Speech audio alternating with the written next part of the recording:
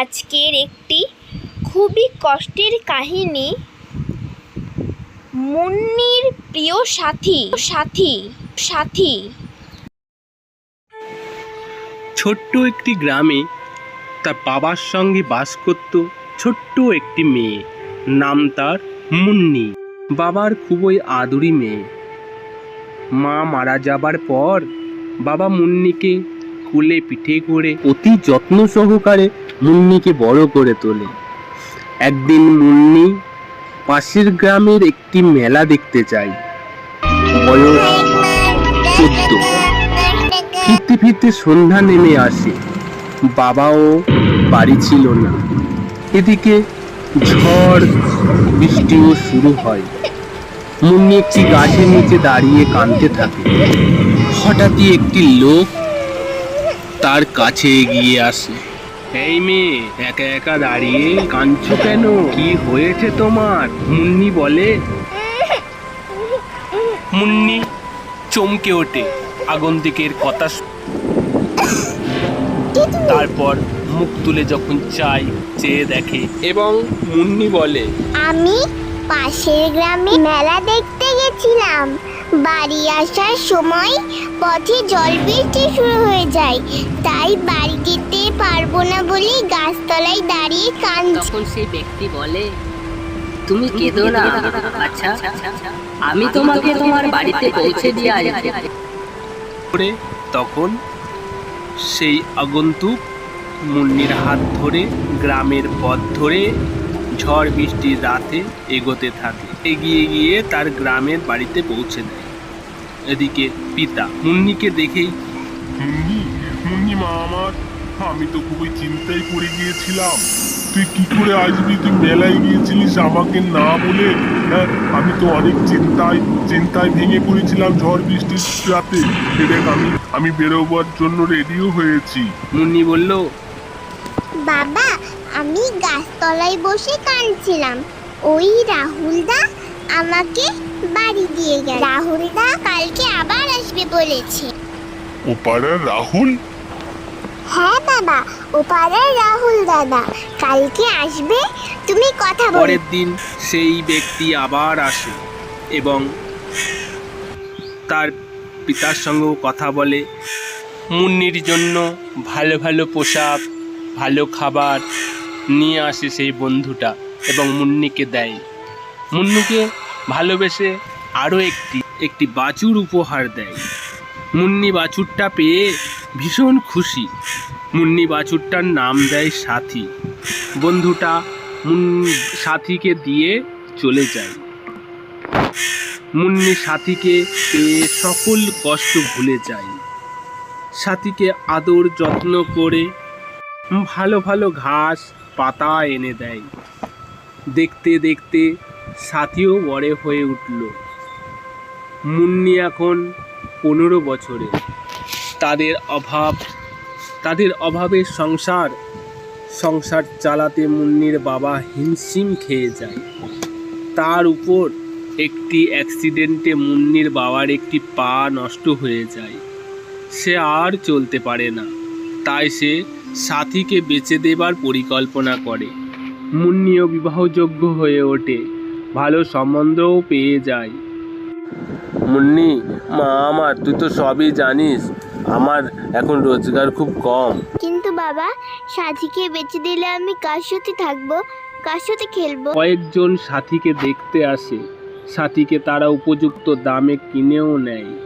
যখন সাথীকে নিয়ে যায়, মুন্নি তখন বাড়ি ছিল না।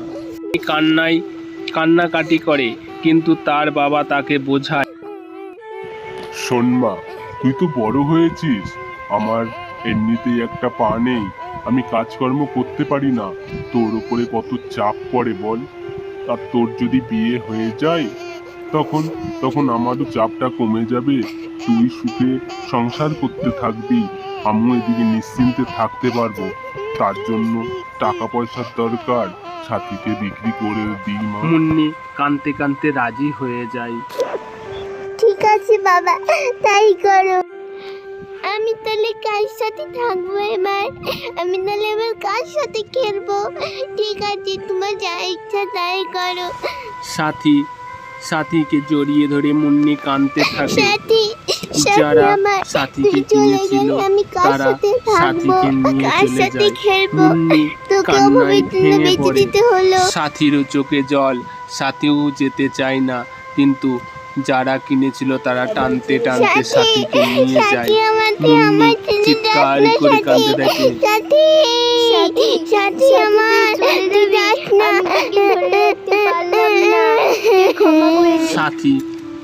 সাথীকে তারা নিয়ে যাচ্ছে, পেছন পেছন মুন্নি কাঁদতে কাঁদতে দৌড়াচ্ছে। মুন্নি কাঁদতে কাঁদতে দৌড়াচ্ছে। সাথী আমার, তুই ফিরে আয়, তুই আমাকে ছেড়ে চলে যাস না। তার বাবা মুন্নিকে ঠেকায় এবং বলে, মুন্নি, সাথী এখন ওদের, সাথী আমাদের নয়। তুই ওকে নিয়ে যেতে দে। মারে, তুই একটু থাম মা।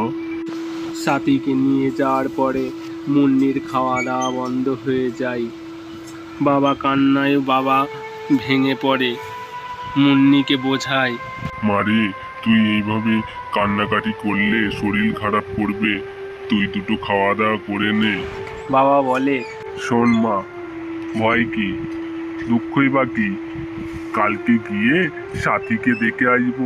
এরকমই মাঝে মাঝে গিয়ে সাথীকে আমরা দেখে আসবো, তাহলেই তো হবে। মুন্নি বলে, বাবা, তাহলে আমাকে কালকে মুন্নির কাছে নিয়ে যাবে তো? বললো, হ্যাঁ, নিয়ে যাব। ওইদিকে যারা সাথীকে নিয়ে গিয়েছিল তারা তাকে জবাই করার জন্য প্রস্তুত করে। যখন জবাই দিতে যাবে, সাথী দড়ি ছিঁড়ে পালিয়ে যায়। সে পথে দৌড়াতে থাকে, তাদের হাত ফসকে সাথী পালিয়ে যায়। সাথী দৌড়াতে থাকে রাস্তা দিয়ে, দৌড়াতে মুন্নির বয়সী কোনো মেয়েকে দেখলেই তাকে দাঁড়িয়ে ভালো করে দেখে নেয়, আবার দৌড়াতে থাকে। মুন্নি আর তার বাবার সঙ্গে মুন্নিও কান্নাকাটি করে ও চলতে থাকে যে মুন্নি সাথীকে একবার দেখার জন্য। তারা চলতে থাকে, রাস্তা ধরে এগিয়ে যায় তার বাবার সঙ্গে। ওদিকে মুন্নি সাথী দৌড়ায়, সাথী ওদিকে দৌড়াতে থাকে। দূর থেকে যে যাকেই মুন্নির বয়সী দেখে তার সামনে গিয়ে দাঁড়িয়ে ভালো করে দেখে নেয়, আবার দৌড়াতে থাকে। এইভাবে দৌড়াতে রেল লাইনের ওপরে উঠে পড়ে। সাথী রেল লাইনের ওপরে উঠে পড়ে, দৌড়াতে থাকে। দূরে দেখতে পায় মুন্নির বয়সী কেউ দৌড়াচ্ছে রাস্তার সাইড দিয়ে, ছুটতে থাকে। সাথী রেল লাইনের ওপর দিয়ে দৌড়াতে থাকে। মুন্নিও সাথীকে দেখে দূর থেকে দেখতে পায় এবং দৌড়াতে থাকে। মুন্নিও তার বাবা সাথীকে দূর থেকে দেখতে পায়, ওরাও দৌড়াতে থাকে লাইনের ধার দিয়ে। ওদিকে সাথীও দৌড়ায়। হঠাৎ একটি ট্রেন ছুটে আসে সাথীর দিকে। সাথী না বুঝে দৌড়াতে থাকে, দৌড়িয়ে যাচ্ছে, পেছন দিয়ে ট্রেনটি আসে এবং হঠাৎই ট্রেনের একটি বিকট ধাক্কা, বিকট আওয়াজে সাথী ছিটকে গিয়ে পড়ে লাইনের ধারে। সব সাথী বলে তাকে জড়িয়ে হাউ মাউ করে কেঁদে ফেলে।